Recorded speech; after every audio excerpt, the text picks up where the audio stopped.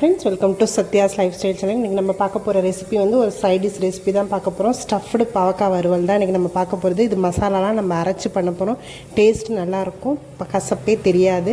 சூப்பரா இருக்கும். இதோட நம்ம ரச சாதம், தயிர் சாதம், சாம்பார் சாதத்தோட வச்சு சாப்பிடும்போது டேஸ்ட் அவ்வளோ சூப்பரா இருக்கும். அது மட்டும் இல்ல சாதத்துல கூட இதை மிக்ஸ் பண்ணி அப்படியே சாப்பிடலாம். இது எப்படி பண்ணலாம்ன்றதை பார்க்கலாம். பேன்ல கொஞ்சமா ஆயில் எடுத்துக்கிறேன். பாவக்காவை இந்த மாதிரி பெரிய பெரிய பீசஸாக கட் பண்ணிக்கிறேன். இதை ஆயிலில் நல்லா ஃப்ரை பண்ணி எடுத்துக்கலாம். நல்லா கலர் மாறுற வரைக்கும் நல்லா ஃப்ரை பண்ணி எடுத்துக்கலாம். பாவக்காய் இந்த மாதிரி வறுத்தோன்னே நம்ம இது தனியாக எடுத்து வச்சிடலாம். ஃப்ரை பண்ண அதே பேன்லேயே ஒரு ஸ்பூன் கடலைப்பருப்பு சேர்த்துக்கிறேன். உளுந்து ஒரு ஸ்பூன் சேர்த்துக்கிறேன். ஒரு ஸ்பூன் தனியா சேர்த்துக்கிறேன். இது நல்லா செவக்காய் வறுத்து எடுத்துக்கலாம். இது நல்லா செவக்காய் வறுத்தாச்சு. இது இப்போ நம்ம தனியாக எடுத்து வச்சிடலாம். இதே பேன்லேயே கொஞ்சமாக ஆனியன் கட் பண்ணி வச்சுருக்கேன். அதை ஆட் பண்ணிக்கிறேன். ஒரு ஒரு கொத்து சேர்த்துருக்கேன். ஒரு 4 பல் பூண்டு சேர்த்துக்கிறேன். இதையும் எண்ணெயில் நல்லா வதக்கிக்கலாம். எண்ணெய் பத்தலைன்னா கொஞ்சமாக ஆட் பண்ணிக்கலாம். இது கூடவே ஒரு 1/2 ஸ்பூன் போல் சீரகம் சேர்த்துக்கிறேன்.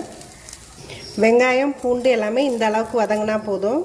இப்போ மிக்சியில் இந்த வறுத்த பருப்பு எல்லாத்தையும் நல்லா அரைச்சி எடுத்துக்கலாம்.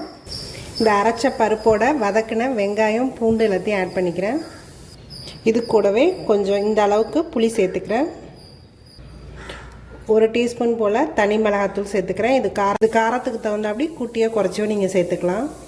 இது கூடவே இந்த டிஷ்ஷுக்கு தேவையான அளவுக்கு உப்பு சேர்த்துக்கிறேன். இது எல்லாத்தையுமே நல்லா ஃபைன் பேஸ்ட்டாக அரைச்சி மாதிரி ஃபைன் பேஸ்ட்டாக நம்ம அரைச்சி எடுத்தாச்சு. இப்போ இந்த பேஸ்ட்டை வந்து இந்த பாவக்காய் நல்லா எல்லாத்தையுமே ஸ்டஃப் பண்ணி எடுத்துக்கலாம்.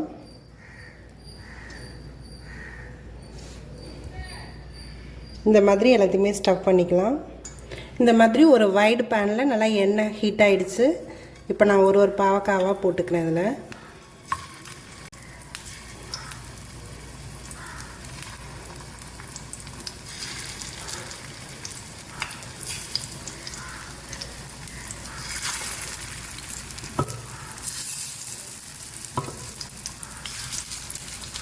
இதை நான் வந்து அப்படியே க்ளோஸ் பண்ணி வச்சிடறேன். ஒரு சைடு வெந்தோடனே நம்ம அடுத்த சைடு திருப்பி போடலாம்.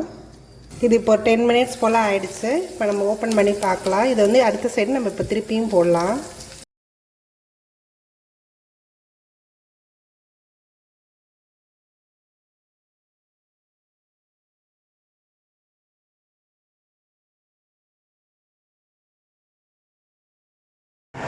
அடுத்த சைடும் ஒரு 10 நிமிஷம் வச்சோன்னா நல்லாவே ரெடி ஆகிடுச்சு. இந்த ஸ்டஃப்டு பாவக்காய் வறுவலை நீங்களும் உங்கள் வீட்டில் ட்ரை பண்ணி பாருங்கள். இது நல்ல புளிப்பு காரத்தோட டேஸ்ட் நல்லாயிருக்கும்.